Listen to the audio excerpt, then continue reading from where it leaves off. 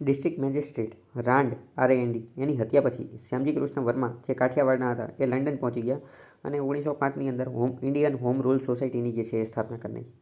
1906ની અંદર વીર સાવરકર પર London home rule સોસાયટીની અંદર જે છે એ પહોંચી ગયા અને ઇન્ડિયન સોસાયટી જે છે એ છોડી લીધી। આ લોકો રિવોલ્યુશનરી ટેરરિઝમને એ બધું જે છે એ ચલાવતા હતા। સોશિયલિસ્ટ નામની પત્રિકા જે છે એ પણ ચલાવતા હતા।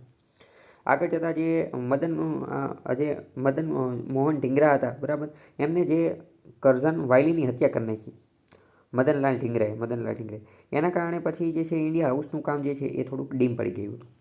ગદર પાર્ટી જે છે એ અમેરિકાની અંદર, વોશિંગ્ટનની અંદર, વેન્કુવરની અંદર, કેનેડાની અંદર જે છે એ કામ ધંધો કરતી હતી।